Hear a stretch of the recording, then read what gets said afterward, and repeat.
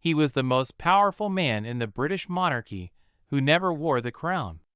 For over 70 years, he stood exactly 2 steps behind his wife, sacrificing everything, his career, his identity, his freedom, to serve an institution that never fully belonged to him. And when he finally walked away from it all, retreating alone to a remote, weathered stone cottage on the edge of a royal estate, the world was told it was a peaceful retirement, a dignified farewell from a dutiful prince. But that was the official story. And inside the British monarchy, the official story is almost never the whole story. Because Prince Philip didn't just quietly retire. He fled. He packed his bags, turned his back on Buckingham Palace, and disappeared into near total isolation. And the cottage he chose to disappear into wasn't random. It carried a century of buried royal secrets inside its walls. Secrets so dark the palace had spent generations trying to erase them from history.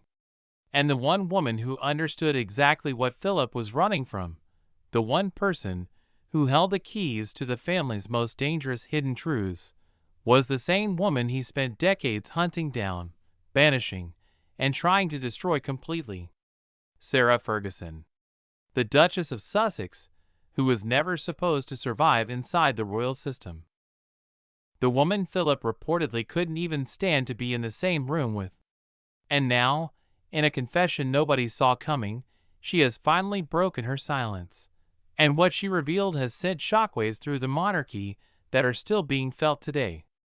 Stay with us until the very end, because the final piece of this story changes everything you thought you knew about the longest marriage in royal history. When Buckingham Palace announced in August 2017 that 96-year-old Prince Philip was stepping back from public duties, the statement was carefully worded, elegantly delivered, and almost completely misleading. Because what actually happened was far more extraordinary. Philip didn't step back. He escaped. He moved himself into Wood Farm, a small, remote stone cottage sitting on the furthest edge of the Sandringham estate, and he stayed there in near total isolation for almost 4 years. 2 miles away, the main house sat completely empty. The Queen remained at Windsor. The longest marriage in royal history was separated entirely by design. And inside that cottage, the rigid, suffocating rules of royal life simply ceased to exist. Staff wore casual clothes. Pans rattled in a tiny kitchen. Philip painted, kept chickens, started a small truffle farm on the grounds, and lived entirely on his own terms for the first time in over 6 decades. To the outside world, it looked like a charming, eccentric retirement, but those closest to the palace understood something the public didn't. Wood Farm wasn't just a quiet retreat. It was a place that carried a deeply chilling history, a history so dark, so deliberately buried, that Philip's decision to live there wasn't peaceful at all. It was haunted. Because a century before Philip arrived at Wood Farm, those exact same walls had held another royal prisoner.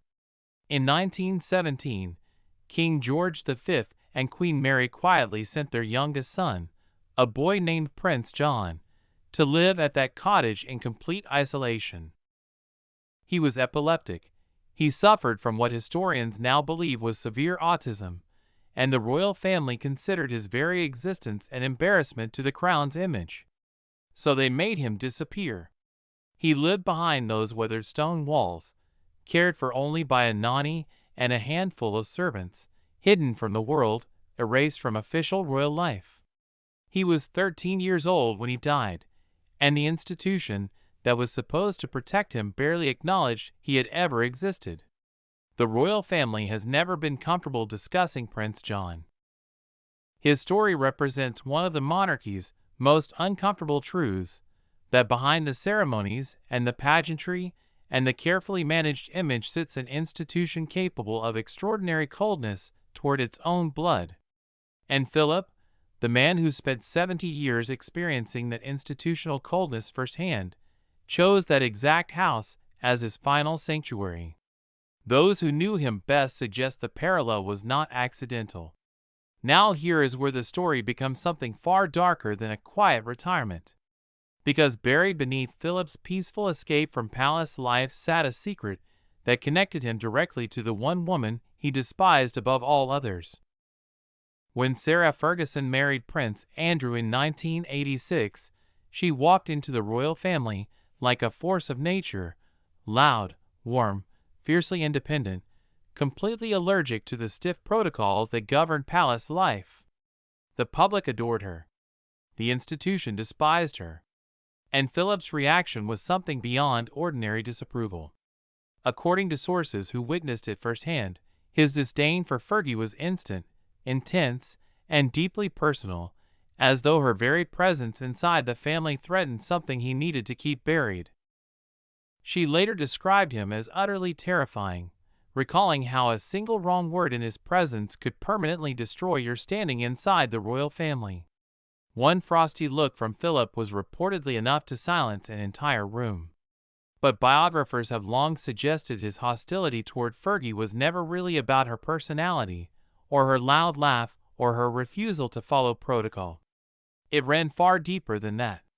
Because according to multiple sources, including claims that circulated for decades before finally appearing in print, Prince Philip had once conducted a deeply sensitive, clandestine affair with Susan Barrettez, Sarah Ferguson's own mother. The palace has never confirmed the story. Philip never addressed it publicly. But sources familiar with the royal circle have maintained for 30 years that the relationship was real, that it was known within certain private circles, and that when Fergie married Andrew and walked through the palace doors, her presence became a living, breathing reminder of a past Philip had worked extremely hard to keep buried.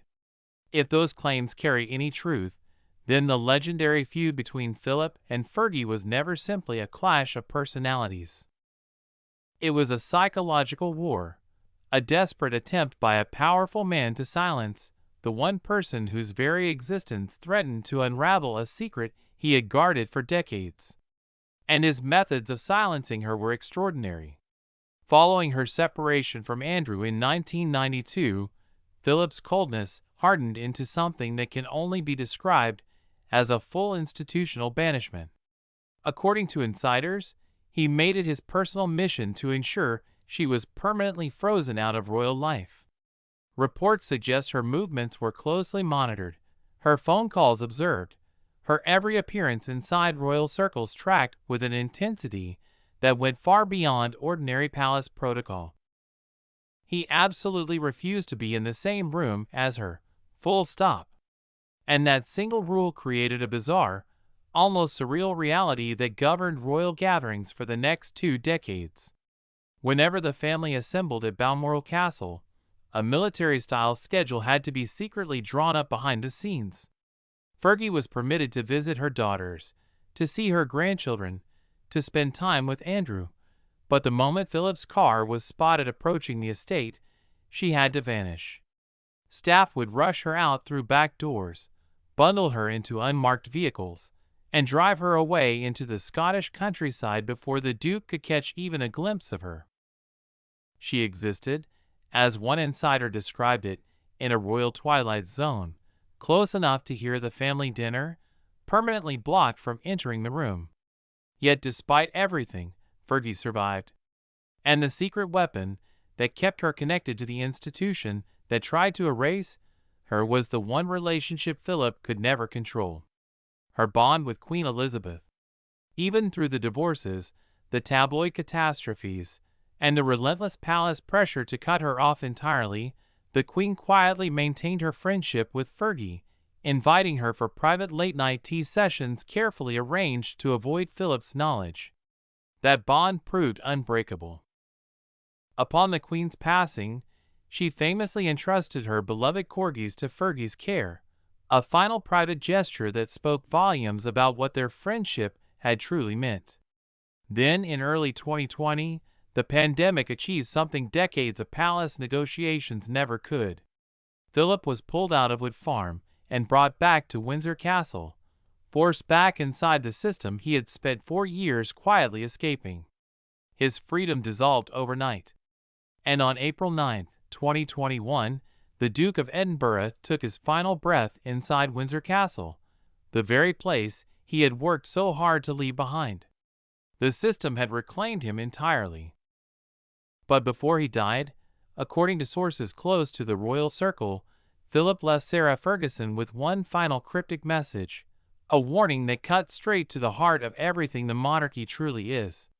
He told her she must be electable, but never elected. Meaning, you can be loved, you can be tolerated, you can be permitted to exist near power. But the moment you try to become something real inside this institution, the moment you stop performing the role they assigned you and start becoming yourself, the system will destroy you without hesitation. Philip knew that truth better than anyone. He lived inside it for 70 years. And in the end, the watercolors he painted still lean against the walls of Wood Farm, unframed, unfinished, and quietly waiting, as if some part of him never truly accepted that the escape was over. So here is the question that lingers long after the palace gates close. Was Philip's retreat to Wood Farm a peaceful retirement, or was it the final desperate act of a man trying to outrun an institution that had consumed everything he had ever been? Drop your answer in the comments below. We read every single one.